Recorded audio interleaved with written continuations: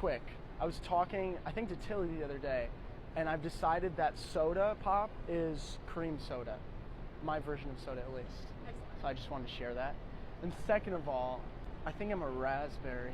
A little sweet, a little sour. And that's all I got on that one. Yeah, I was an outsider for sure. I was probably kind of a weird kid.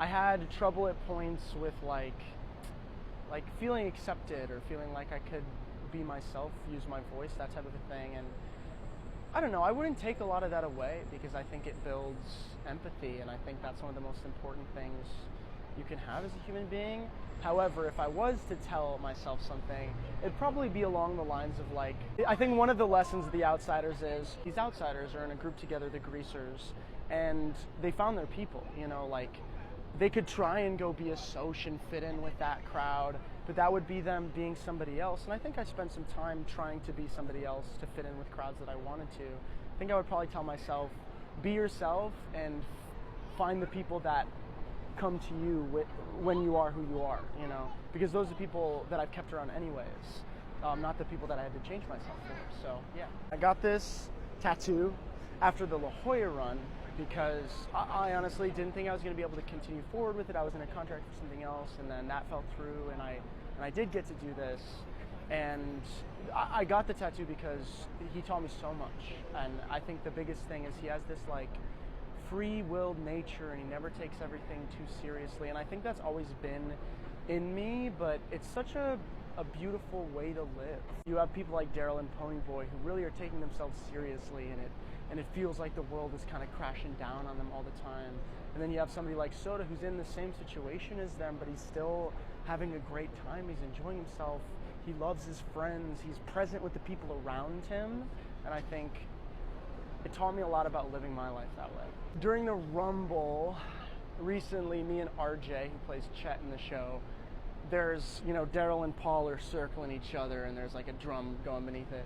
And me and RJ go to the back, and we end up fighting each other in the Rumble, and we just kind of try to make each other laugh a little bit. It's a very intense moment, and it's an interesting thing because it actually does not require a lot of like emotional acting in the Rumble, because the piece of it does all of that for you. So we've talked many times about like allowing it to do that for you, and like, you know, you have people who are get really into it, and I was especially at the beginning of it, and then as you do it, you know, I've done it over 100 times now. It gets a little chiller, but it still has the impact for the people, and so I think it is important to kind of have the easiness with your partner in it, especially because it's hard to do so many times a week, and it takes some of that pressure off, I think. So yeah, relying on the people giving you notes, I think, is important because it brings me back down to earth a lot. Like, it's kind of like I'm centered, and then they don't give me notes for a little bit, and I slowly get further away, and then they give me notes, and I go further back. So that's important.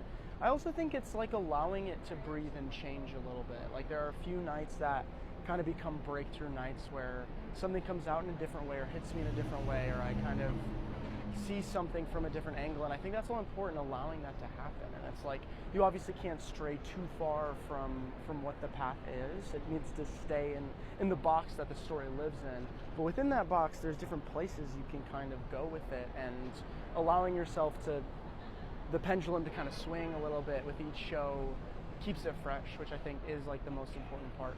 I'm very grateful to have a dressing room roommate in Daryl Tofa who, like, we get along really well. Our relationship is so chill and wonderful, and so I think that helps because I spend pretty much every night with him afterwards, and we change and we just kind of chat for a little bit, and I think that helps me bring myself down to earth. I listen to music on the way home on the train.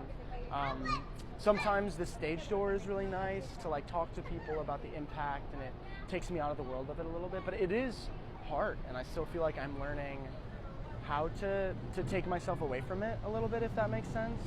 So yeah, on stage you have to show it because otherwise the people in the back aren't going to feel what you're feeling, but in TV you kind of get to keep it internal, which I think is a really cool thing. And then also the letting it out and kind of letting it pour out of you that you do in theater, I think is really cool. I think another difference is for the TV and film, you don't really have to take care of your voice in the same way or even close to the same way, because it's like for Pulling Strings, Buddy's big song in Grease, I think we had like 3 different vocal days on that. and it's one song, you know. So if I messed it up one day, super easy, go back and do the same thing the next day, and it's a really high song, but I was never worried about that because I just need to get 1 or 2 takes of it. Here I have to sing 8 shows a week, not as vocally challenging, but still like you got to take care of your voice. So that's the difference as well.